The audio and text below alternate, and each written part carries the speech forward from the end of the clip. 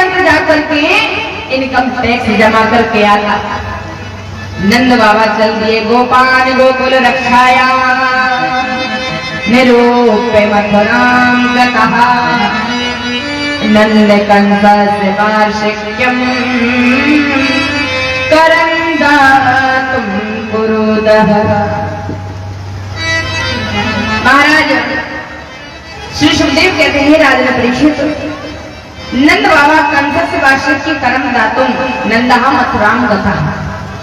नंद बाबा वार्षिक कर देने के लिए मथुरा गए। इधर से नंद बाबा मथुरा गए और उधर से लाला की मौसी आई गई। माताएं ध्यान देंगी, ध्यान देकर के सुनेंगी। उधर से कौन आ गया?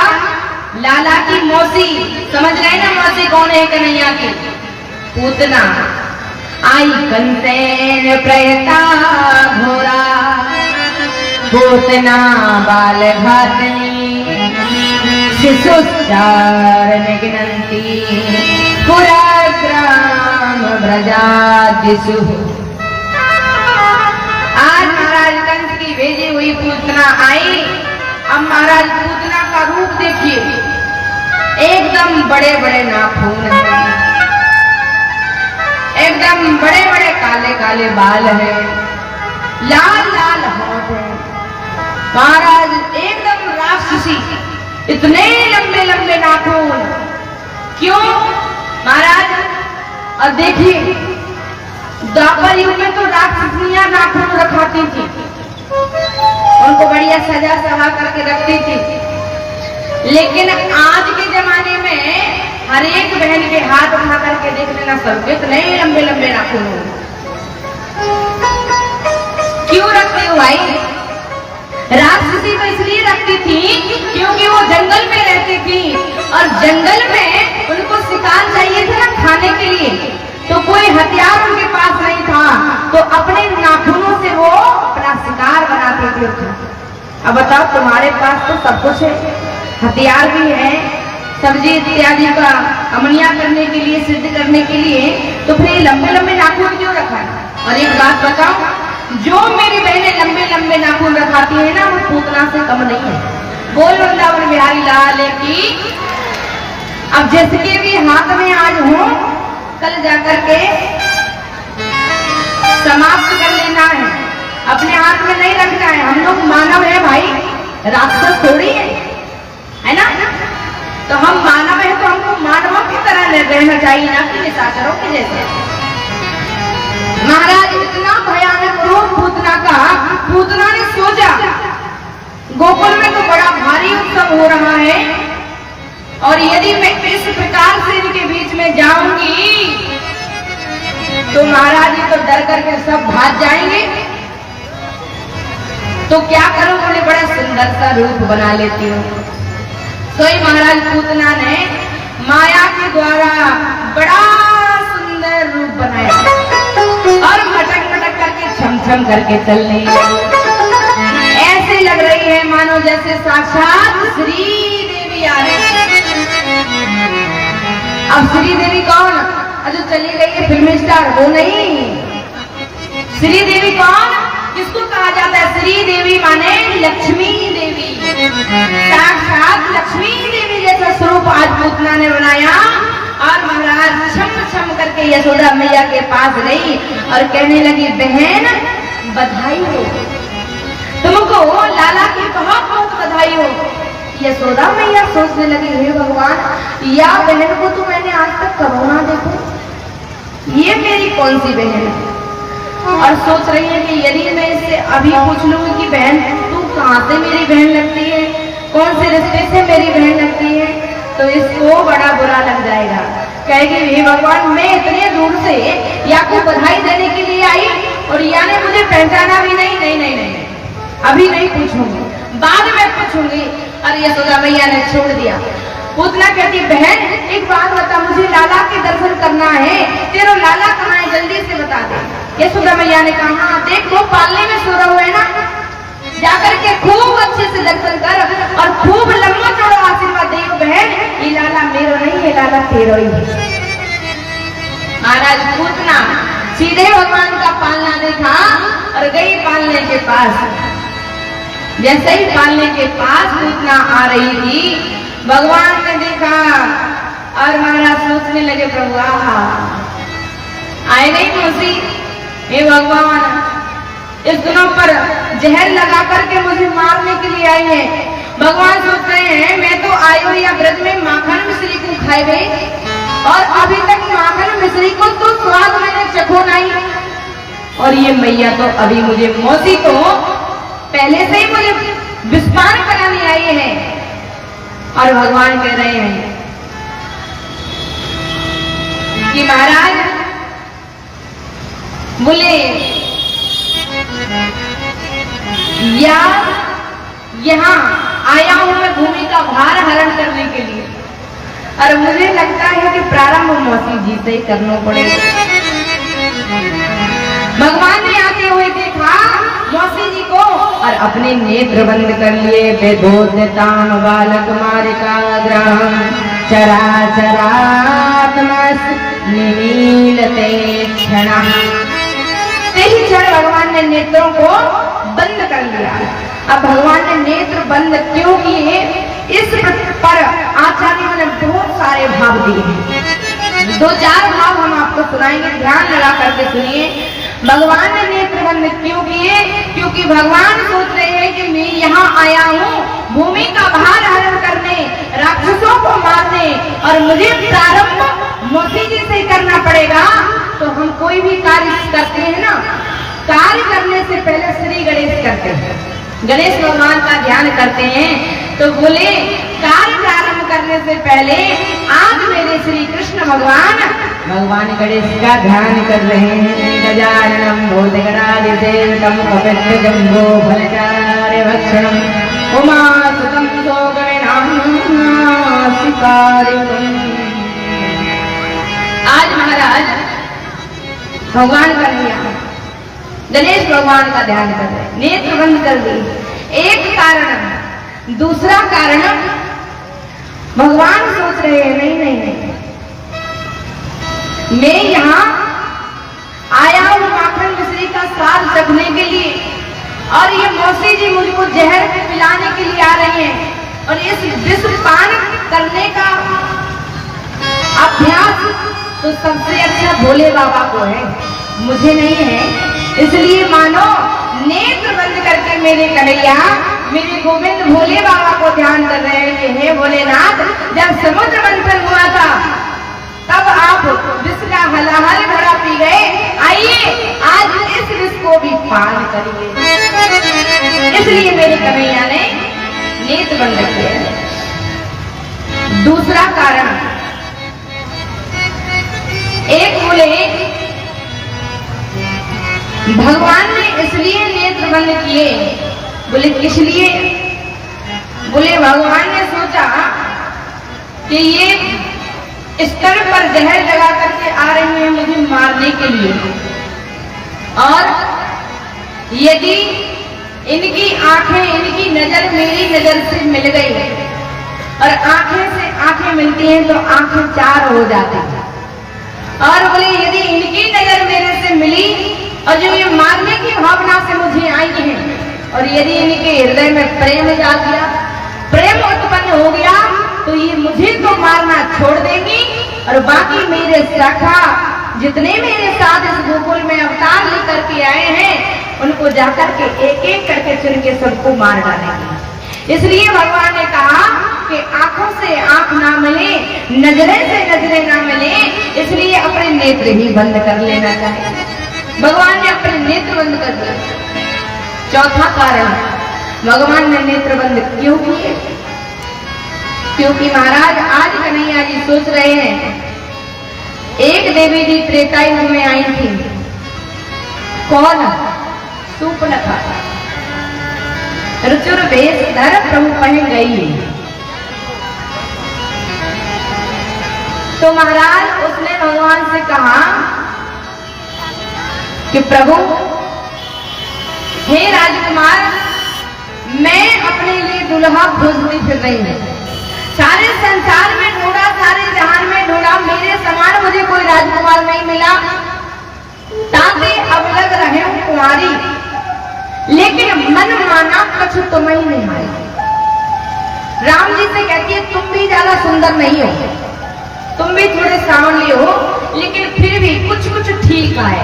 भगवान में भी इसने कुछ लगा दिया, बोले मन माना कछु तुम ही नहीं, पूर्ण रूप से मन भी संतुष्ट नहीं है।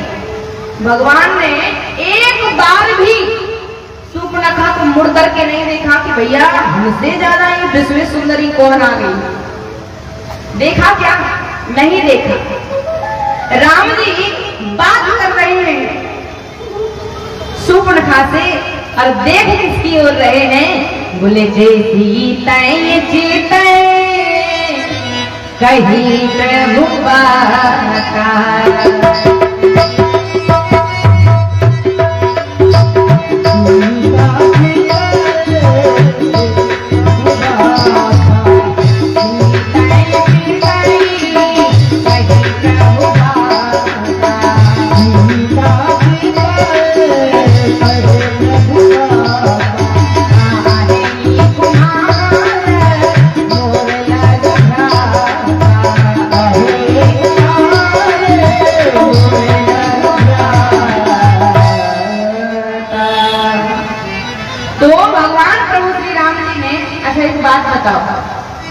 कोई व्यक्ति तुम्हारे बगल में बैठा हो और तुम्हारी बुराई कर रहा हो, ये ऐसा है ये वैसा है, तो तुम एक बार तो मुड़ करके जरूर देखेंगे कि नहीं किसमें इतनी हिम्मत है जो हमारी बुराई कर रहा है। लेकिन राम जी ने एक बार भी मुड़ करके नहीं देखा। सीते सीते कहीं प्रभु बाता और अहम कुमार मोर लग जाता। बोले महाराज तू कुरीतियों पर चल रही है और तेरी कुरीतियों को मारने वाला तो सिर्फ मेरा भैया ही है, जा मेरे छोटे भैया के पास। तो महाराज आज यहाँ राम जी ने सीता जी को देखा और भगवान यहाँ द्वापर युग में जब कृष्ण कन्हैया बन करके आए तो ये निर्भेष बना करके पूतना आई, तो भगवान ने कहा दृष्टि उसी पर डालना चाहिए जो दृष्टि का पात्र हो। अब महाराज ये पूतना तो दृष्टि का पात्र नहीं है और यहाँ हमारी किशोरी जी भी हमारे साथ नहीं है, तो हम नजर डालें तो किस पर डालें, दृष्टि डालें तो किस पर डालें। बोले कुपात्र पर मत डालो, चाहे फिर अपने नेत्र बंद कर लो। तो भगवान ने अपने नेत्र बंद कर लिए और इसलिए महाराज ये तीन का कोई ठिकाना नहीं है। तीन कौन का? बोले एक दृष्टि और एक वृष्टि, बारिश भी कभी भी होने लगती है, और एक दृष्टि भी महाराज कभी भी धावा मार देता है। तीन का कोई भरोसा नहीं, इसलिए हमको बड़ा होशियार बन के रहना चाहिए। तो महाराज भगवान ने नेत्र बंद कर लिए। पूतना ने सोचा लाला सो रहे हुए दबे पाँव गई, लाला को पालने से उठाई और अपना स्तन पान कराने लगी। गाढ़ करा भ्याम भगवान प्रति जतत प्राणे समम रोष समन्वितो पिबत। इसने स्तनपान कराना प्रारंभ किया। भगवान ने विष पिया, उसके बाद दुग्ध पिया, उसके बाद धीरे धीरे धीरे इसके प्राणों को खींचना प्रारंभ कर दिया। पूतना को कष्ट होने लगा, चिल्लाई, कन्हैया को बाहर लेकर के गई। जैसे ही जंगल में पहुंची भगवान ने प्राणों को खींचना प्रारंभ किया, चिल्लाई लाला छोड़, कन्हैया छोड़, लाला छोड़। भगवान कहने लगे मौसी मेरे को पकड़ना आता है, छोड़ना नहीं आता। मैं जिसको एक बार पकड़ लेता हूँ उसको ठिकाने पर लगा करके ही छोड़ता हूँ, बीच में नहीं छोड़ता। बोले भक्तवत्सल भगवान की। आज महाराज भगवान ने धीरे धीरे पूतना के प्राणों को खींचा, पूतना के प्राणों का अंत हुआ और भगवान ने मां जैसी गति पूतना को दी। आज महाराज पूतना परम धाम को गई, धरती पर गिरी और बड़े जोर की आवाज हुई। इतना लंबा चौड़ा शरीर महाराज पूतना का, 6 कोस दूर तक के तो सारे वृक्ष टूट करके चकना चूर हो गए। जैसे ही पूतना धरती पर धड़ाम से गिरी यशोदा मैया के कानों में आवाज पड़ी, आवाज कैसी भई? बाहर जाकर के ब्रजवासियों ने देखा, मैया गजब है गया, गजब है क्या? बोले क्या? अरे बोले पूतना हमारे लाला को पालने से उठा करके लेकर के जा रही थी और देख मैया ठोकर लगे से ठोकर कर करके मर गई। दूसरों ब्रजवासी कहने लोगों, दारी के ठोकर लग के मरती तो उल्टे में गिरती, ये तो सीधी एकदम पड़ी है, ठोकर लग के नहीं मरी। दूसरों कहते तो फिर कैसे मरी? अरे बोले मरी होगी जैसे मरी होगी। यशोदा जी कहती जाओ मेरे कन्हैया को लेकर के आओ। कन्हैया कहाँ है? बोले पूतना के शरीर के ऊपर महाराज क्रीड़ा कर रहे हैं, हृदय पर बैठे हुए। सारे ब्रजवासी गए, लाला को ऊपर से उतार करके यशोदा मैया की गोदी में दिए। यशोदा मैया लाला को भीतर लाई और महाराज कहने लगी यशोदा जी कि महाराज हमारे लाला ने मृदा छू लियो है, अपवित्र हो गया है, इसको पंचगव्य से स्नान कराओ। पंचगव्य जानते हैं ना? पंचगव्य हमको गाय माता से प्राप्त होता है। गौ गोबर, गौ मूत्र, गौ दुग्ध, गौ घृत और गौ दधी, ये पंचगव्य गौ माता से हमको प्राप्त होता है। और पंचगव्य की इतनी बड़ी महिमा महाराज कि हमने अपने जीवन में कितना भी बड़ा पाप किया हो और जो उस पंचगव्य को पान कर लेता है ना, उसकी हड्डियों से भी पाप निकल जाता है। इसलिए पंचगव्य की बड़ी महिमा। आज महाराज पंचगव्य से लाला को स्नान कराया। वाके बाद मेरी यशोमती मैया कन्हैया को उठा करके गोदी में लेकर के गैया के पास गई और कहती है मेरे लाला को नजर लग गई है। तो गैया की पूंछ से लाला की नजर उतारती है। इंद्रियाणि ऋषिकेशा प्राणान नारोवतो सोयत दीप पते चित्तम मनो योगेश्वरोवतो। देखिए माँ का प्रेम, भगवान के नाम से भगवान को झाड़ा लगाया जा रहा है। आज कुछ लोगों में मैया ने दिव्य मंत्र पढ़ पढ़ के कन्हैया को झाड़ा लगाया। इसको कहते हैं बाल रक्षा कवच। और कहा जाता है जो मैया इन मंत्रों को पढ़ करके अपने अपने बालकों को झाड़ा लगाती है, उन बालकों की रक्षा भगवान नारायण करते हैं। महाराज इतना कर ही रहे थे कि इतने समय में नंद बाबा मथुरा से आ गए। नंद बाबा जैसे ही मथुरा से आए, ब्रजवासियों ने घेर लिया। बाबा गजब हो गया, गजब हो गया। बोले क्या हुआ? बोले पूतना हमारे लाला को लेकर के भाग रही थी और देखो ठोकर लगी तो गिर करके मर गई। नंद बाबा ने कहा एक बात बताऊं, एक ठोकर लग करके नहीं मरी है तो? अरे बोले ये मेरे भजन को प्रताप है कि पूतना मर गई। बोले कैसे? अरे बोले जब मैं मथुरा गया तो मथुरा मेरा मित्र वसुदेव मिल गया और बाने मोते कही कि भैया तुमको मथुरा में ज्यादा समय नहीं रुकना चाहिए, तुम्हारे घर पर कोई आफत आने वाली है। और मैंने जैसे ही सुना तो मैं मथुरा से शीघ्र महाराज गोकुल आया और मैंने भगवान के नाम की माला सटकाई और धीरे धीरे रास्ते में विनती करता आया, हे नारायण मेरे लाला की रक्षा करियो, हे नारायण मेरे लाला की रक्षा करियो। तो ये सिर्फ मेरे भजन को प्रताप है कि ये पूतना मर गई। अब ब्रजवासी कहने लगे बाबा सही बात है, हम इतने समय से यही गुना भाग लगा रहे थे कि ये पूतना मरी तो मरी कैसे? बोले केवल तुम्हारे भजन के प्रताप से मर गई। नंद बाबा ने कहे ब्रजवासियों मर गई तो ठीक है, लेकिन ये हमारे मथुरा से गोकुल जाने का रास्ता बंद कर गई, क्या करें? बस नंद बाबा ने कहा जाओ अपने अपने घर से कुल्हाड़ी फरसा लेकर के आओ, इसके शरीर को काटो और जो इसके गिरने से वृक्ष टूट करके चकनाचूर हुए हैं उन सारे वृक्षों को इसके ऊपर पटको और अग्नि लगा दो। ऐसा ही किया गया महाराज। सारे वृक्षों को पूतना के ऊपर पटका और ज्यों महाराज ब्रजवासियों ने आग लगाई तो दह मानस देह से धूमस जागुण सौरवः। पूतना का देह जब दग्ध हुआ तो ऐसी दिव्य सुगंध निकली कि पूरा ब्रज मंडल सुवासित हो गया। परीक्षित तो सुनकर के चौंक गए, महाराज ये तो महापापनी थी, फिर इसके शरीर से सुगंध कैसे निकली। तब श्री सुखदेव जी महाराज पूतना का विस्तार से परिचय देते हैं। पूतना लोक बाल अग्नि राक्षसी रुद्रासना जिदान से आपने हर स्तनम दत्ता कर सदगति।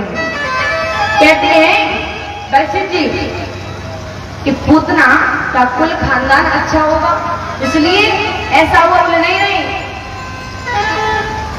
बोले राक्षसी थी तो बोले भोजन पानी पवित्र रहा होगा। बोले नहीं, रुद्रासना रुद्र का पान करती, मांस इत्यादि रक्षण करती। तो बोले अंत में मरते समय भावना अच्छी गई होगी, भगवान का नाम लिया होगा। बोले नहीं, अंतिम इच्छा भगवान को जहर पिला करके मारने की थी।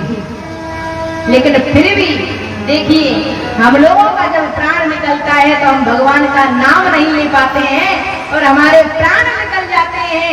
लेकिन आज पूतना मरी है तो भगवान को अपने हृदय से लगा करके कौन कहेगा कि ये पापनी थी, कौन कहेगा कि राक्षसी थी, कौन कहेगा ये पापनी थी। महाराज भगवान ने मां जैसी इसको गति प्रदान की। क्यों? क्योंकि महाराज इतने दिनों से मेरी यशोदा मैया मुझको दूध पान कराती थी और आज मेरी मौसी मुझको दूध पिला रही है।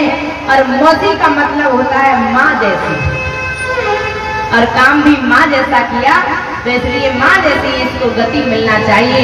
इसलिए तो कहते हैं ना जाने कौन से गुण पर दया निधि रीझ जाते हैं, यही सदा ग्रंथ कहते हैं, यही सब संत गाते हैं। तो महाराज ऐसा भगवान का स्वभाव है। प्रभु ने महाराज एक दिन पालने में सो रहे थे तो मेरे कृष्ण कन्हैया जी करवट बदलते हैं, और जैसे ही करवट बदली मैया यशोदा को बड़ी प्रसन्नता हुई। आज मेरे लाला ने करवट बदली है। सोई महाराज बधाइयां प्रारंभ हो गई, सहेलियों को बुला लिया, आज मेरे लाला ने करवट बदली है। और देखिए, जो हमारा बालक पहली बार करता है ना, चाहे फिर वो बोले, चाहे फिर चले, चाहे वो करवट बदले, चाहे वो बैठे, माता को सब याद रहता है और बड़ी प्रसन्न होती है। देखिए, आज मेरा लाला बैठना सीख गया, आज मेरा लाला माँ माँ बोलना सीख गया। तो महाराज आज कन्हैया ने करवट बदली, सोई मैया ने गाना बजाना चालू कर दिया। अब कन्हैया तो अभी सोया था, मैया ने सोचा क्या करूं। बोले कोई बात नहीं, एकांत में पालना रख के आ जाती हूँ। तो महाराज भीतर आंगन में बधाइयां हो रही हैं और बाहर जाकर के मैया यशोदा गाड़ी बैलगाड़ी खड़ी हुई थी, उसके नीचे पालना लटका करके अंदर आ गई। खूब गाए वो बजाए वो हुआ। भगवान ने सोचा जय हो, हमारे लिए गाना बजाना भैरव है और हम ही गाना नहीं सुन पा रहे हैं, हमको ही बाहर निकाल दिया घर से। बोले नहीं, हम भी सुनेंगे। तो भगवान ने रोना प्रारंभ कर दिया। अब महाराज खूब भगवान गला फाड़ करके रोए, पर किसी ने एक नहीं सुनी। भगवान ने अपना छोटा सा चरण पालने से बाहर निकाला और महाराज उस गाड़ी में बड़े जोर से मारा, और ज्यों जोर से मारा तो ही गाड़ी टूट करके चकनाचूर है। आज महाराज ज्यों जोर की आवाज भई, यशोदा मैया बाहर आई तो क्या देखा, हे भगवान, मेरे ददिया सास के जमाने की गाड़ी टूट गई और ना कोई आंधी आई, ना कोई तूफान आयो, ना कोई सांड आयो, ये गाड़ी टूटी तो टूटी कैसे। एक ब्रजवासी को लाला आयो, पास में खेल रहे हो तो कहने लगो मैया मैं बताऊं ये गाड़ी कैसे टूटी। हाँ बोले बता। बोले मैया ये कन्हैया पहले से तो बड़े जोर जोर से रो रहे हो, मैंने सोचा कि या को उठा के मैं तेरे पास लाऊं, और जैसे ही मैं इसको उठाने के लिए गया सोई मैया इसको बड़ा क्रोध आया, इसने अपना एक पैर निकाला और जो गाड़ी में मारा तो ये गाड़ी टूट गई। मैया कहने लगी दादी के भांग पी के चले क्या घर से, 4 दिना तो छोरा और इतनी बड़ी गाड़ी को कैसे तोड़ देगा। ब्रजवासियों ने कहा मैया कोई बात नहीं, हमारे लाला बच गए। यहाँ की रक्षा भगवान ने करी। ये बच्चे हैं, बालक हैं, देखते कुछ और है, कहते कुछ और है। मैया लेकर के अंदर गई और महाराज मैया अपनी गोदी में कन्हैया जी को बिठा करके आंगन में बैठ करके दूध पिला रही थी कि उसी समय भगवान ने क्या देखा, बोले दिन में ही रात्रि हो गई, तृणाव्रत आया तूफान बनके और सारे ब्रज को आकाश मंडल में उड़ा दिया। अब महाराज जैसे ही रात्रि हुई भगवान ने देखा ये क्या है, बोले अच्छा मामा ने हमको उड़न खटोला भेजा है, कोई बात नहीं, आइए स्वागत है। भगवान ने सोचा मैं तो मैया की गोदी में हूँ, मैया ने नीचे कैसे उतारेगी, तो भगवान ने धीरे धीरे अपना वजन बढ़ाना प्रारंभ कर दिया। मैया बार बार कन्हैया को देखने, इसका वजन इतना भारी कैसे हो गया, अभी तो हल्का सा था। तब मैया कहती हे भगवान मैं इतने समय से इसको दूध पिलाती जा रही हूँ, पिलाती जा रही हूँ, पिलाती जा रही हूँ, इसने शायद कुछ ज्यादा ही दूध पी लिया है, इसलिए भारी हो गया। लाला जल्दी से नीचे उतार दिया, लाला चल जा, पहले कुछ खेल के तू अपना दूध पचा ले, उसके बाद थारे को गोदी में उठाऊंगा। भगवान को पटक करके मैया अंदर काम करने के लिए गई। भगवान को मौका मिल गया, तृणाव्रत आया और भगवान को उठा करके आकाश मंडल में उड़ गया। भगवान तृणाव्रत करने पर बैठ करके पूरा ब्रजमंडल घूम लिए। जैसे ही तृणाव्रत ब्रजमंडल से बाहर जाने वाला था, सोई भगवान ने धीरे धीरे अपना वजन उड़ाना प्रारंभ कर दिया। अब तृणाव्रत बार बार देखें कि मैं नंद के भवन से कहीं काला पत्थर तो नहीं उठा लाया। भगवान कह रहे हैं मूर्ख, तू मुझ में पत्थर को ढूंढ रहा है और मेरे भक्त पत्थर में मुझे ढूंढते। चल आज मैं तेरा सर पत्थर से ही जाकर के मारूंगा। भगवान ने अपना वजन बढ़ाया, धरती पर आया और घुमा करके तृणाव्रत का सर पत्थर से मारा। कोई गोविंदाय नमो नमः, बोल भक्त वत्सल्य भगवान की। तो महाराज इस प्रकार से भगवान ने पहले पूतना का उद्धार किया, उसके बाद सत्तासुर गाड़ी बन करके आया, भगवान ने उसका भी उद्धार किया। उसके बाद तृणाव्रत तूफान बन करके आया। ये तृणाव्रत क्या है, तूफान क्या है, ये कामना का बवंडर है, कामना का बवंडर। ये हम सबके हृदय में उठता है, हम सबके जीवन में आता है, लेकिन इसको पार हम कैसे पा सकते हैं, बोले जब भगवान को अपने जीवन की बागडोर हम थमा देंगे। इसलिए भगवान को महाराज अपने हृदय में हमेशा बिठा करके रखना चाहिए। आज महाराज अब बहुत समय व्यतीत हुआ। एक दिन की बात गर्गाचार्य जी से श्री वसुदेव जी ने कहा कि महाराज आपकी बड़ी कृपा होगी यदि आप गोकुल जाकर के नंद बाबा के घर में मेरे लाला का जन्म कर आओगे। आज महाराज बोले ठीक है, हम नामकरण करके आते हैं। गर्गाचार्य जी गए, नंद बाबा के घर में पधारे। नंद बाबा ने देखा, आइए महाराज स्वागत है आपका, आप हमारे घर पधारे, हमारे भाग्य बन गए। बोल कृष्ण कन्हैया लाल की। सभी लोग शांति से बैठ करके सुनेंगे। भगवान की बड़ी मीठी कथा है, बड़ी प्यारी कथा है। मेरे ठाकुर जी का नामकरण करने के लिए गर्गाचार्य जी आए और गर्गाचार्य जी ने दोनों भैया का नामकरण किया। रोहिणी के बालक जो हैं उनका नाम गर्गाचार्य जी रखते हैं। अयमी रोहिणी पुत्रो रमयन सहदो गुणे आख्यास्ते राम्यति बलाधिक्यादि बलम विदुः।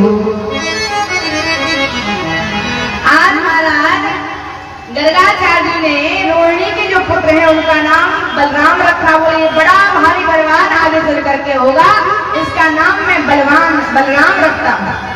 और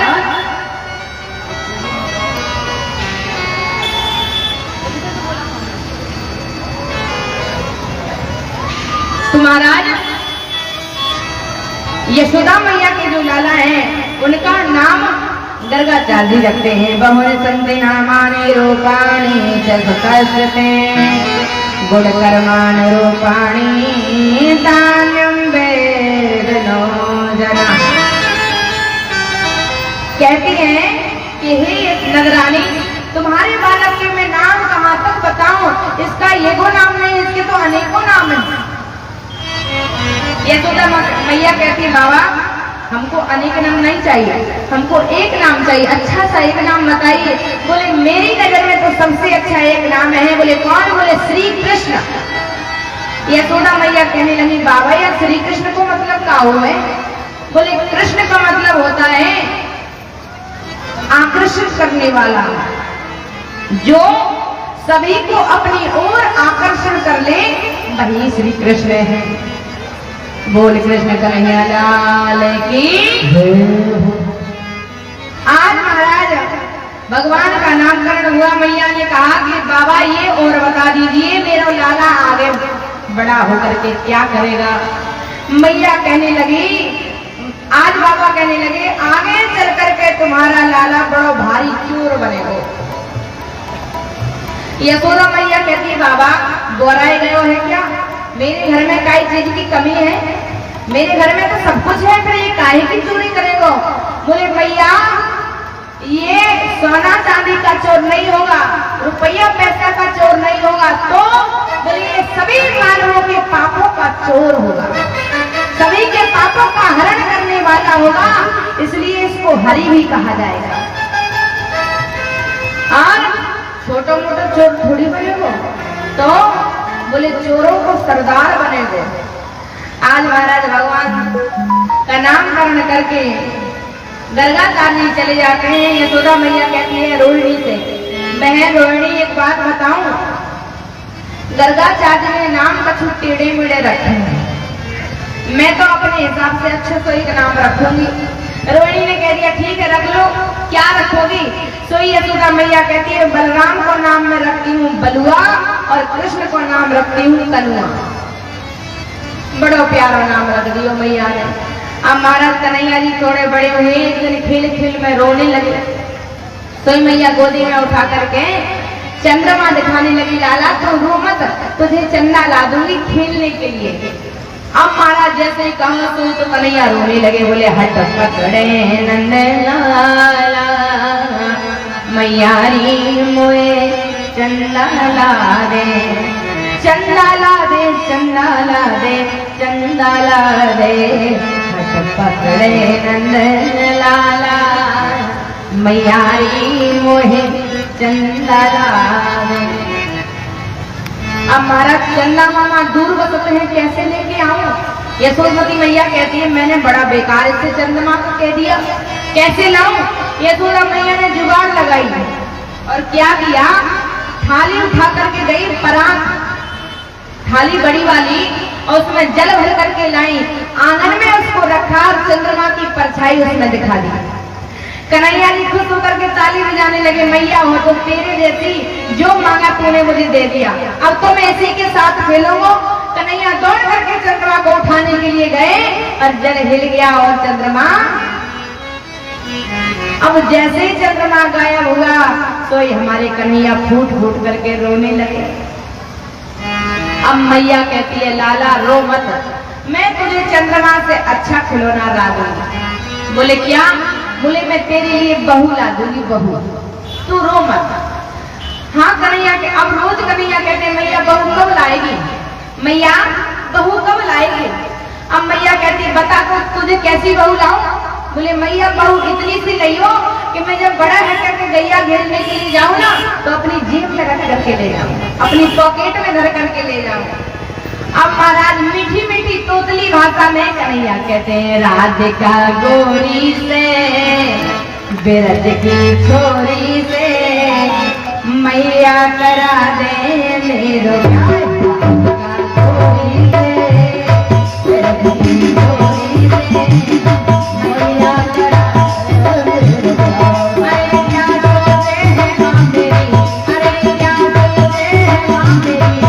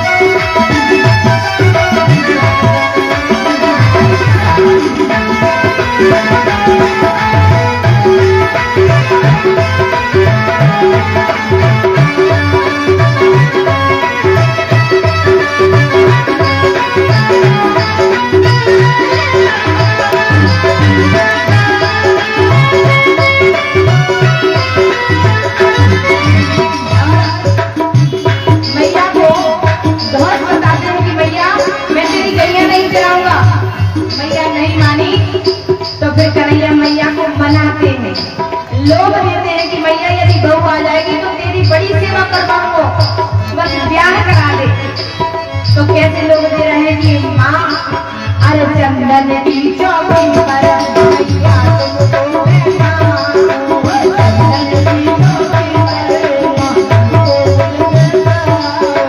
चंदन की चौकी पर मैया तुमको बैठा, चंदन की चौकी पर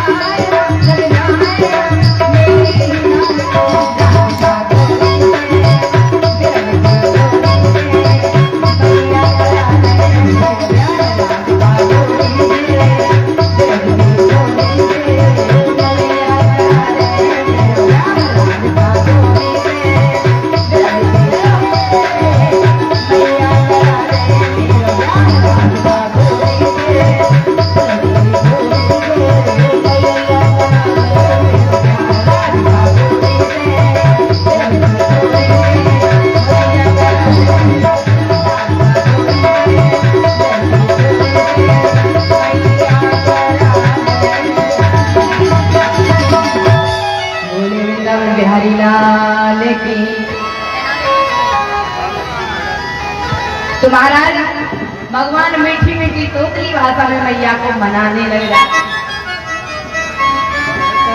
कन्हैया कहते मैया दुल्हन बड़ी प्यारी है, मैंने पहले से देख रखी है। कहाँ देखी कन्हैया? अरे मैया जमुना तीर में गयो ना तो वो जल भरने के लिए बरसाने से आई थी। महाराज मैया हंसती है, लाला की बातें सुन सुन कर। आज महाराज कन्हैया मेरे थोड़े बड़े हुए सखाओं के साथ खेलने के लिए गए हैं। तो महाराज सखाओं से कन्हैया कहने लगे कि हे सखाओ हम एक नया खेल खेलेंगे आज से। बोले क्या? बोले हम चोरी चोरी करेंगे।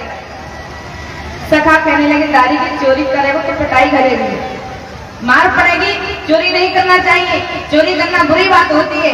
कन्हैया कहने लगे अरे हम सोना चांदी की थोड़ी चोरी करेंगे, हम तो खाए पीने की करेंगे, माखन मिश्री की करेंगे, और माखन मिश्री की चोरी को चोरी नहीं बोलते, खाने पीने की चोरी को चोरी नहीं बोलते हैं। आज महाराज सखा कहने लगी एक बात बता लाला, तेरे घर में माखन की कमी है जो तू चोरी करेगा? कन्हैया कहने लगे मेरे घर में तो कमी नहीं है, लेकिन देख या श्री रामा को देख, या कि एक एक हड्डी पसली दिख रही है, इसलिए मैं अपने लिए नहीं या के लिए चोरी करना चाहता। अरे बोले इसको तो छोड़, बोले या मधुमंगल को देख, या कि तो एक एक नजर तो गिन ले, सब कुछ आंख पसली सब कुछ दिखाई दे रहे हो। बोले मैं अपने लिए नहीं अपने सखाओं के लिए चोरी करना चाहता। लेकिन एक बात बताऊं, भगवान ने ना तो सखाओं के लिए चोरी की है, चोरी किसके लिए की है? बोले चोरी गोपियों के लिए की है। क्यों? क्योंकि महाराज ब्रज की गोपियां जो हैं, यशोदा मैया की सखियां जो है, सहेलियां जो हैं, वो कहती हैं लाला तू यशोदा रानी के घर तो रोज माखन खातो है, हमारे घर भी कभी आ, हमको भी कभी मौका दे, हमको भी कभी मौका दो। तो महाराज गोपियां मन ही मन बुलाती है मेरे अंगना में आ एक बार प्यारे नंद लाला, आ जाओ कन्हैया। भगवान कहते आऊंगा तो क्या दोगी?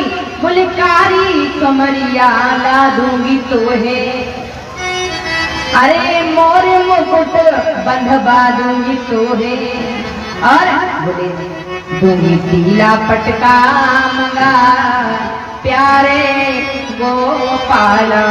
भगवान कहते हैं इतने से कुछ नहीं होगा। तो दूसरी सखी कहती है मैं तो और अच्छा उपहार दूंगी। बोले क्या?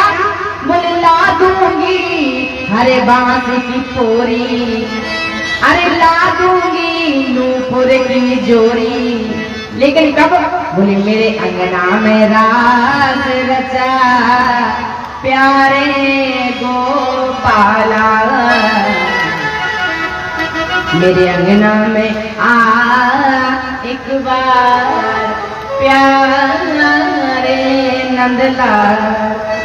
बोली नंद के लाला की, एक बार प्रेम से बोलेंगे राधे।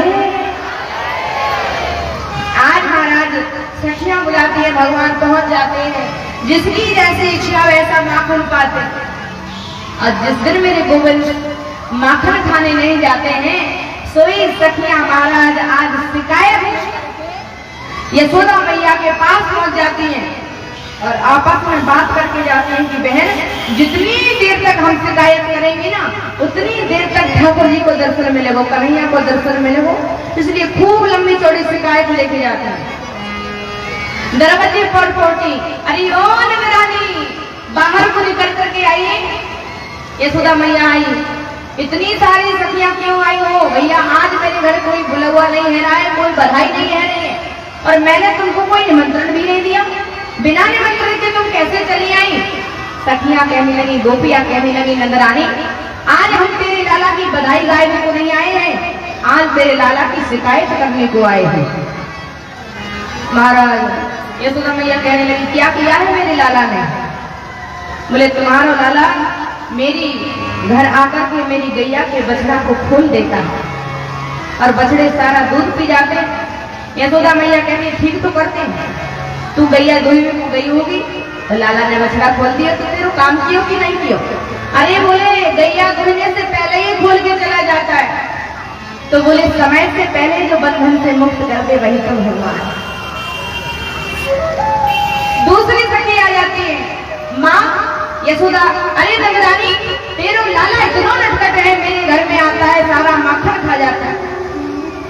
यशोदा मैया ने कहा तू परोस के दे दिया कर, और जितना मेरा कन्हैया खाए बातें दोगुना करके मैं तुमको दे दिया करूंगी। सखी कहने लगी नंदरानी कैसी बात करे, तेरो लाला तो मेरो लाला, और ये खाएगा तो मैं तेरे से दुगना करके लूंगी। तो यशोदा ने कहा शिकार करने क्यों आई है? तो सखी कहती है नंदरानी जिस दिन तेरा लाला मेरे घर गया मैंने इसको थाली में माखन परोस के दिया, लेकिन या ने थाली को सरका के कहा कि मुझको भिखमंगा समझ रखो है क्या? मेरे घर में क्या माखन नहीं होता है जो तुम मुझे माखन खेलने के लिए दे रही हो? बताओ, परोस के देते हैं तो भिखमंगा बोलता है, और अगर नहीं देते हैं तो चोरी करता है।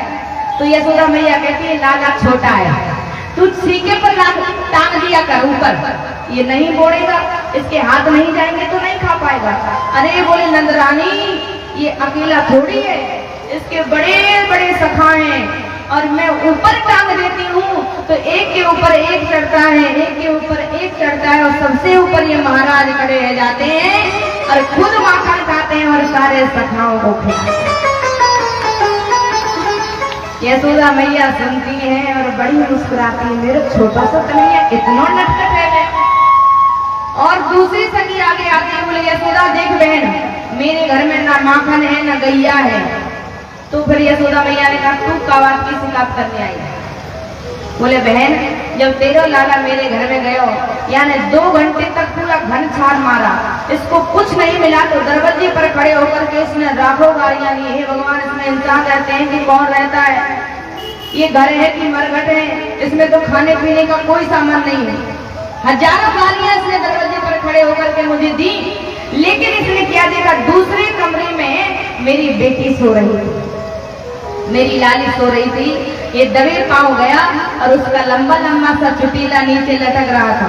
इसने मेरी लाली का चुटीला पकड़ा और खटिया के पटिया से बांध दिया, और उसने कान में बोला हुआ और भाग गया।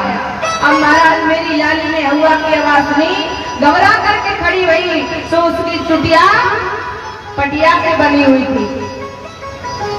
महाराज चिल्लाई मैया हुआ। जब मैंने जाकर के उसको धीर बनाया, बेटी ये हुआ ना है, ये नंद को छोड़ा है।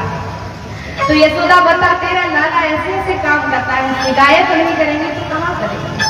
आज महाराज यशोदा मैया पकड़ करके घर में ले जाती है, तूने चोरी की? बोले नहीं नहीं मैंने चोरी नहीं की। मैया छोड़ कन्हैया ने एक दिन सोचा मैंने माखन मिश्री तो खूब खा लियो, अब यह थोड़ा सा ब्रज रथ को भी चेक करके देखना चाहिए, यह ब्रज की रथ में क्या स्वाद है। तो कन्हैया ने बलराम के साथ ब्रह्मनंद घाट पर जाकर के ब्रज की रथ को चेक करके देखा, और बलराम जी ने देख लिया लाला तूने मिट्टी खाई। तो ही कन्हैया कहते अब मुख में तो मिट्टी लगी। बलराम जी कहते हैं लाला तूने हमने तुमको देखा है, तुमने मिट्टी खाई? बोले नहीं खाई, हम यशोदा मैया से तुम्हारी शिकायत करेंगे। हाथ पकड़ के बलराम जी लाए और यशोदा मैया से कहते हैं तेरे लाला ने माटी खाई, यशोदा सुन माई, और छोटो सो माटी को डेलो तुरतैया ने मुख में मेलो, गटक गटक गटकाई यशोदा सुन माई। अब महाराज यशोदा मैया ने सुना और कहा लाला तूने माटी खाई? बोले नहीं खाई। मैया दाल दादा झूठ बोल रहे हैं, मैंने मिट्टी नहीं खाई। मैया कहती अच्छा कल वो गोपियां झूठ बोल रही थी कि तुमने चोरी नहीं की, आज वो दाऊ दादा झूठ बोल रहे हैं कि तुमने मिट्टी नहीं खाई, तो ही हरिश्चंद्र मेरे घर में पैदा हुए हुए जो सच सच बोल रहा है, ये सब झूठे हैं, तू ही सत्यवादी है। बोले हाँ मैया ना हम भक्षित मानम सर्वे मिथ्यापि संसरः, यदि सत्य गृहस्थम समक्षम पश्च मे मुखम, यदि तुमको सत्य जानना है तो मेरे मुख में निरीक्षण करके देखिए। मैया ने कहा ठीक है। अब यशोदा मैया ने कहा मुंह खोलो। सोई कन्हैया मुंह खोलने लगे और डरने लगे। हे भगवान, मैंने तो सच में मिट्टी खाई और यदि मैया ने देख लिया तो पिटाई गलेगी। सोई भगवान धीरे धीरे मुंह खोले। भगवान की माया तुरंत आई और क्या दिखा दिया? बोले मुख में लंबे लंबे पहाड़, लंबी लंबी नदियां, सारा ब्रह्मंडल, आकाश मंडल, धरती मंडल, भूमंडल सब कुछ दिख रहा। संपूर्ण ब्रह्मांड का जब दर्शन हुआ सोई आजा महाराज यशोदा मैया डर गई। स्तुति कर न जाए भय माना, जगत पिता मैं सुत कर जाना। प्रणाम करने लगी। ये साधारण बालक नहीं, ये कोई परब्रह्म है, कोई दिव्य है। प्रणाम करने लगी। भगवान दौड़ करके आए। मैया मुझे तुम्हारे चरणों में प्रणाम करना चाहिए, तुम मेरे चरणों में प्रणाम कर रही हो। मैया कहने लगी लाला तेरे मुख में तो बड़ा बड़ा सब कुछ दिखता है। कन्हैया कहते नहीं नहीं मैया, तुम्हारी बूढ़ी आंखें कुछ और ही देख लिया होगा, एक बार साफ करके आओ ना यमुना जल में। मैया यमुना जल में आंख साफ करके आई और फिर दोबारा देखी तो कुछ नहीं दिखा। यशोदा मैया ने अपने कन्हैया को हृदय से लगा।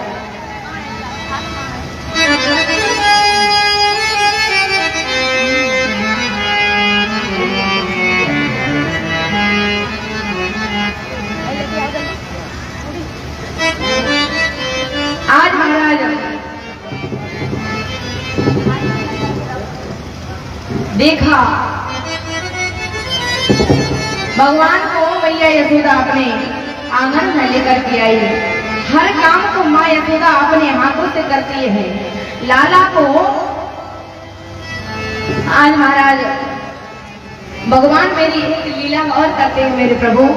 क्या कि किशोरी जी से मिलना चाहते हैं, राधा जी से जो बरसाने में रहती है, क्योंकि राधा बिना श्याम है आधा। राधा मिल जाती है तभी पूरे होते हैं। बोले रुक्मणी जी जो है वो लक्ष्मी जी का अवतार है, तो फिर राधा जी कौन है? बोले मेरे भगवान त्रेता युग में आए अकेले राम बन करके और द्वापर में आए राधा माधव बन के, दो रूप में प्रकट हुए। राधा माधव एक ही है। आज हे प्रभु, तो ऐसी भगवान की महिमा मेरे ठाकुर जी किशोरी जी से मिलना चाहते हैं तो मनिहारी का भेष मेरे ठाकुर जी बनाते हैं।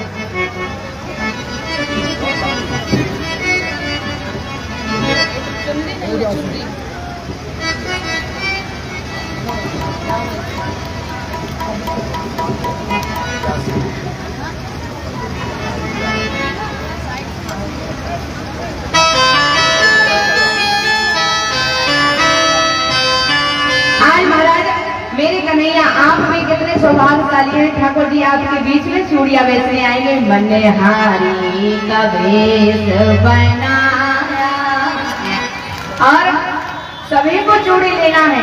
नहीं नहीं ऐसे हाथ में रखिए, हाथ में। ये चूड़ी जो भी लेगा उसके बड़े धन भाग हैं। ये चूड़ी अपनी पूजा की अलमारी में रखेंगे। दो दो चूड़ी सबको देना है लाला। और देखिए ये चूड़ी सुहाग की निशानी मेरे ठाकुर जी सभी माताओं को देंगे। अब महाराज सभी ठाकुर जी से चूड़ियां लेंगी। मनिहारी का ऐसे नहीं, हाथ उठा करके मनिहारी का भेष बनाना श्याम को मिले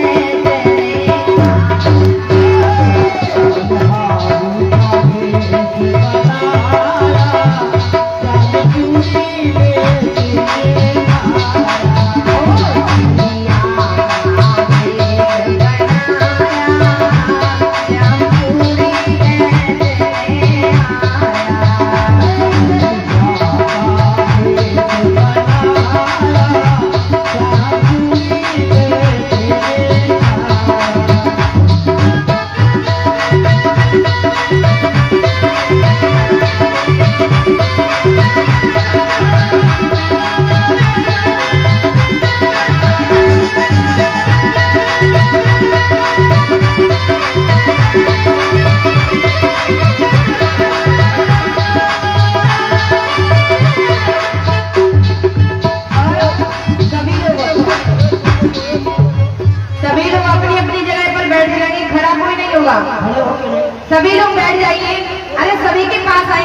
चलिए सभी बैठ जाइए अपने अपने स्थान पर। देखिए हमारे लखीसराय में चूड़ियों की कमी नहीं है, तो ठाकुर जी सबको चूड़ी बांटेंगे, बस अपनी अपनी जगह पर बैठिए, सभी को देंगे।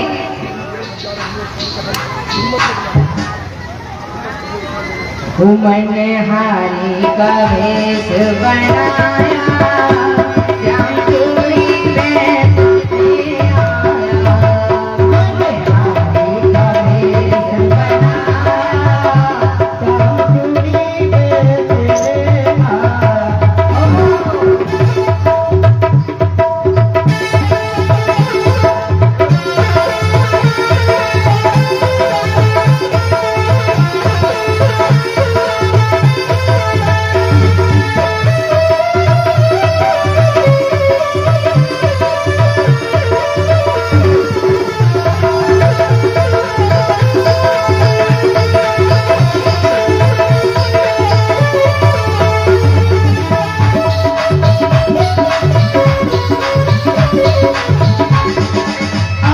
श्याम चूड़ी में तुझे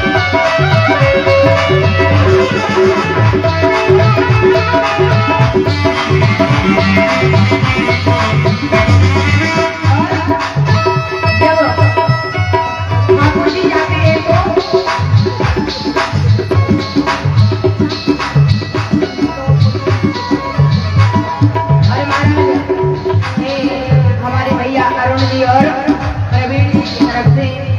भगवान का 56 भोग आया है। अभी आपके सामने गोवर्धन लीला होगी, भगवान को 56 भोग लगाया जाएगा। अभी ठाकुर जी सबको चूड़ी का दर्शन कराएंगे और सबको सुहाग सदा अचल रहे, अमर रहे, ऐसा आशीर्वाद सबको प्रदान करेंगे।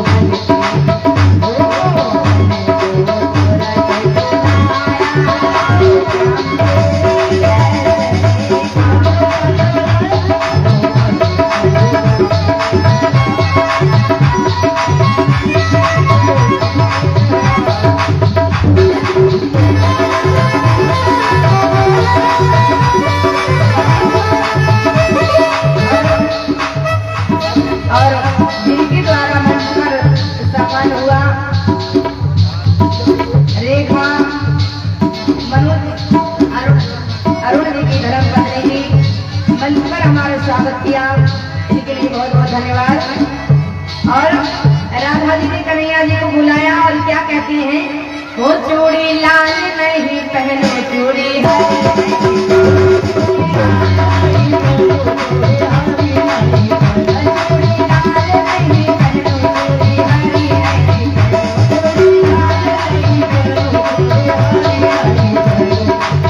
तो कौन सी पहनेगी, वो मुझे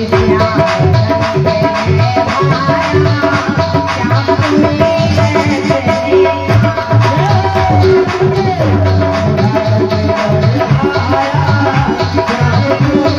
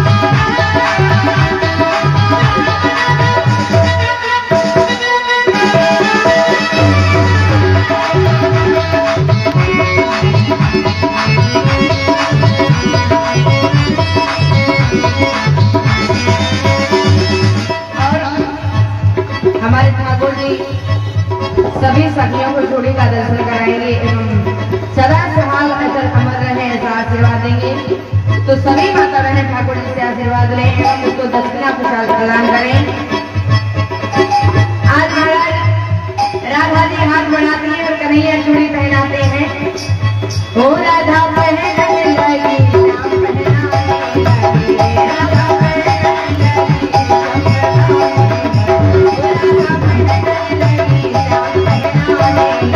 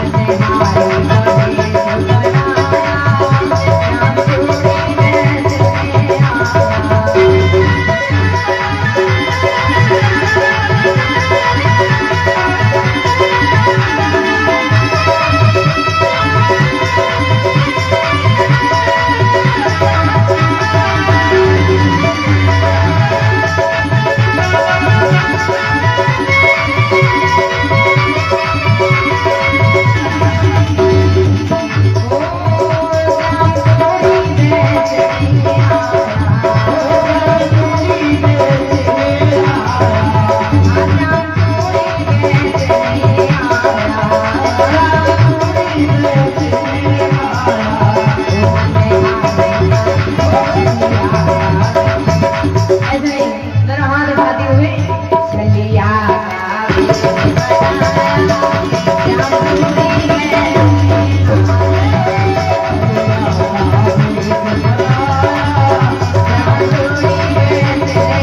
श्याम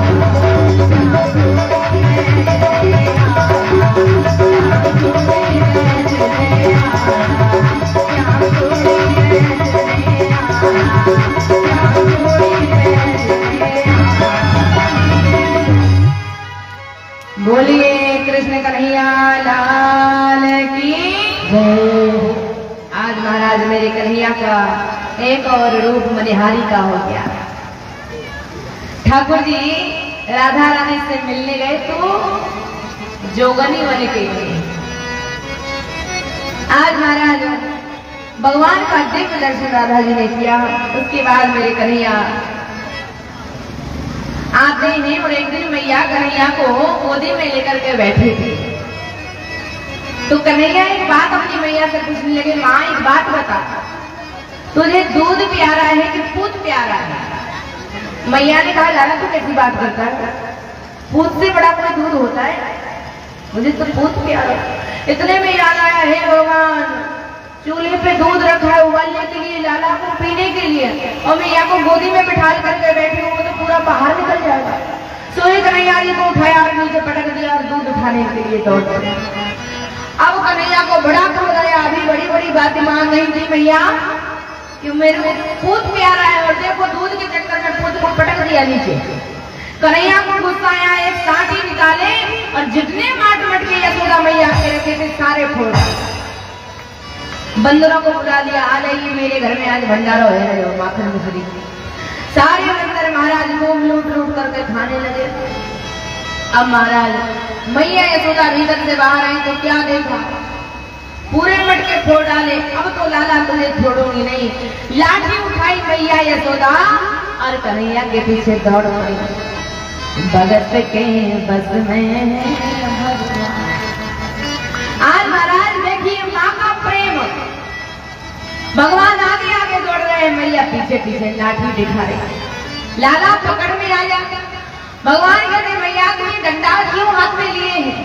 मैं अभी पकड़ में नहीं आऊंगा, डंडा से मुझे बहुत डर लगता है। तू कहा करेगी मेरो? मैया कहती है तेरी पूजा करूंगी, आ तो जा। मैया जब आपको जब तुम यह डंडा को छोड़ दो, मैया ने डंडा फेंक दिया तो ही कन्हैया पास में आ गए। अच्छा मैया एक बात बता, तो बताए भगवान किसकी पकड़ में आते हैं? बोले जो दंड नहीं लिए रहता है। दंड क्या है? बोले दंड अभिमान है, और जिसके हृदय में अभिमान रूपी दंड है उससे भगवान दूर भाग जाता है, उसके पास में नहीं आता। और जो अपने हृदय से अभिमान निकाल करके फेंक देता है भगवान उसकी पकड़ में। मैया ने लाला को पकड़ा और आंगन में ले जाकर के उछल के बांध दिया और सखियों के साथ यमुना तट पर चली गई। आज महाराज भगवान ने देखा आंगन में दो यमराजों के वृक्ष खड़े थे जो नारद बाबा के श्राप से जड़ भर गए थे। आज भगवान ने उन दोनों यमराजों का उद्धार किया। भगवान के दिव्य धाम हो गए, भगवान की ऐसी अन्यत्र लीलाएं हुई। अब महाराज नंद बाबा ने देखा इतने पुराने वृक्ष मेरे लाला के ऊपर टूट करके गिर गए, अब मैं यहाँ नहीं रहूंगा, इस जगह को छोड़ करके चला जाऊंगा। आपातकालीन मीटिंग बुलाई तो नंद बाबा के भैया है उपनंद जी, उन्होंने कहा भैया यदि मेरी बात मानो तो सबसे अच्छा मेरी नजर में एक स्थान है। कौन? बोले वन्नम वृंदावनम नाम पश्यव्यम नवकाननम गोपी गोपी गवाम सेव्यम पुण्यादि त्रवणी रुधम। बोले वृंदावन हमें वहां चलना चाहिए। क्यों? बोले वृंदावन को बास वालो जहाँ पास वह यमुना पटना ने, जो जन नहाए के ध्यान धरे बैकुंठ मिले बाबू रजधानी। और चारों वेद बखान कहें और संत मुनि गुनी मन मानी। यमुना यम दूतन तारक है भवतारक श्री राधिका राम। महाराज बोले वृंदावन, और सभी भक्तों को जाना नहीं है। अभी यहाँ एक टेबल जो रखा हुआ है ना, इस पर हमारे साक्षात गिरिराज भगवान विराजमान है। साक्षात आप अभी दर्शन करेंगे और सभी लोग एक तो परिक्रमा करके अपने घर जाएगा, है ना? सभी को परिक्रमा करना है गोवर्धन महाराज का। आज महाराज यमुना जी की महिमा कैसी है? बोले जो भाई बहन भाई दूज के दिन वृंदावन जाकर के यमुना जी में स्नान कर लेता है उसको यमराज के दरवाजे पर जाना नहीं पड़ता। आज महाराज इसलिए हम सभी वक्त हाथ उठा करके कृष्ण कन्हैया के साथ वृंदावन चलेंगे। पूरा गोकुल अपना अपना सामान बांध करके वृंदावन जा रहा है। अरे मन चले वृंदावन का,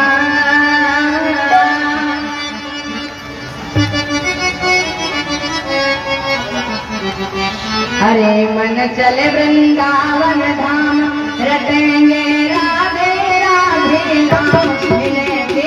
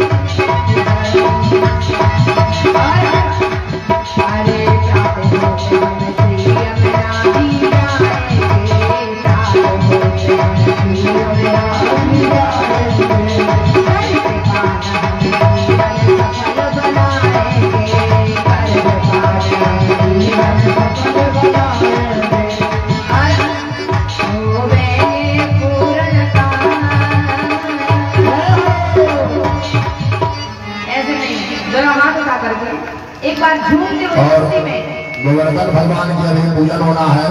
आप लोग शांति बनाकर बैठे रहेंगे, गोवर्धन भगवान की पूजन होगी। और सभी लोग एक एक करके परिक्रमा करेगा। कल जैसा उड़ाम नहीं मचाएगा, है ना। सभी को एक एक करके परिक्रमा करना धीरे धीरे। इसलिए तो बहुत ज्यादा आपको गैप दिया गया है। थोड़ा थोड़ा दूर हट जाएंगे धीरे धीरे और परिक्रमा करते रहेंगे। हो गएंगे दोनों हाथ उठा करके सभी बातें हाथ उठाएंगे। हो गएंगे पूरन का,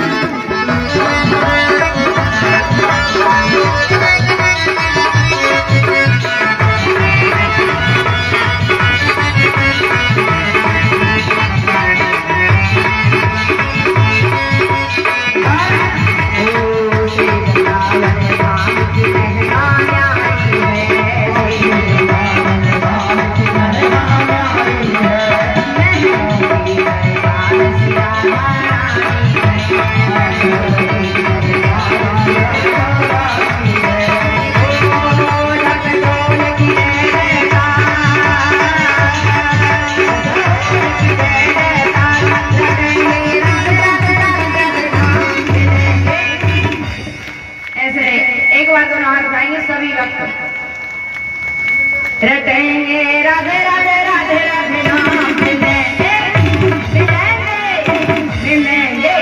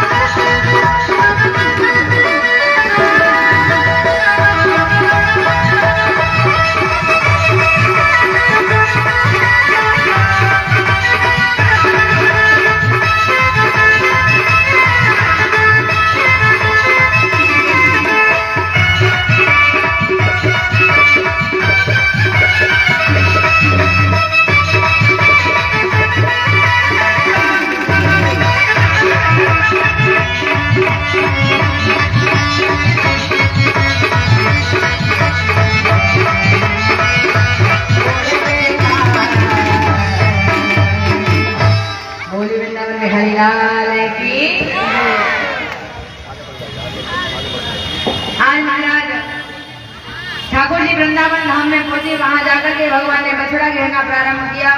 बत्सासुर आया, बछड़ा बन करके भगवान ने उनका भी उद्धार किया। और भगवान ने जाकर के एक दिन गेंद का खेल रचाया। वहां जाकर के भगवान ने कालिया नाग को नाच करके रमणक द्वीप में भेजा अपने चरण चंद दे करके। उसके बाद भगवान ने महाराज अजगर बन करके आघात लगाया, उसका भी भगवान ने उद्धार किया। और आज महाराज मेरे भगवान के वृंदावन में बड़े भारी भारी पकवान बने जा रहे हैं। तो भगवान मैया से पूछते, माँ ये सुंदर सुंदर पकवान किस लिए? बोले लाला जय जय होगी, बाकी बात मेरे के लिए मिलेगा। बोले ये जय जय कौन सी चीज है भैया, मुझे बताओ। बोले हमको समय नहीं है, बाबा के पास जाकर के पूछो। बाबा के पास गए, बाबा ने बताया लाला इंद्र भगवान की हम पूजा करते हैं, वो हमारे घर आंगन में खेतों में वर्षा करते हैं, हमको जल देते हैं। तो भगवान कहने लगे कि इंद्र भगवान ने आपको कभी दर्शन दिया? बोले नहीं नहीं। तो बोले ऐसे भगवान की पूजा क्यों करते हो जो दर्शन नहीं देगा? तो बोले क्या करें? बोले पूजा बंद कर दो। बोले नाराज है इंद्र भगवान। बोले बाबा एक बात बताओ, तुम सारे ब्रजवासी पूजा करेंगे और तुम मत करना, तो क्या तुम्हारे खेत में जल नहीं बरसाएंगे? अब महाराज कन्हैया जी ने बहुत प्रकार से वार्तालाप बाबा से की। बाबा ने कहा ठीक है, तुम बता किसकी पूजा करें? बोले बाबा यदि मेरी बात मानो तो जहाँ मेरी गैया चरने के लिए जाती है गोवर्धन पर्वत पर, बाघ गोवर्धन की पूजा करेंगे। अब महाराज बोले ठीक है, जैसी तेरी इच्छा। सोई भगवान के कहने पर महाराज सारे ब्रजवासी अपने अपने गाड़ी में 56 भोग रख करके 56 भोग रख करके 56 भोग लगाने वाले भगवान को भोग लगा रहे।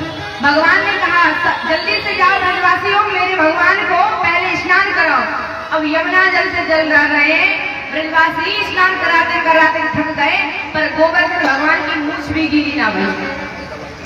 ब्रजवासी कहने लगे लाला अब हमारे बस की नहीं है, तेरा भगवान सालेग्राम थोड़ी है जो चुल्लू भर पानी में नड़ जाएगा, या तो 7 को उसका इतना बड़ा तेरा भगवान है, हमारे बस की नहीं है, क्या करें? भगवान ने कहा ध्यान करो भगवान का, यही गंगा जी प्रकट हो जाएंगे। सभी ब्रजवासियों ने नेत्र बंद किए और मेरे ठाकुर जी ने मन से मानसी गंगा को प्रकट कर दिया। बोल मानसी गंगा की। तो महाराज जहाँ हमारे गोवर्धन भगवान है वही मानसी गंगा है। और जो लोग वृंदावन गोवर्धन गए होंगे उन्होंने दर्शन किया होगा। कौन कौन गोवर्धन गया है? देव काफी वक्त रहे और काफी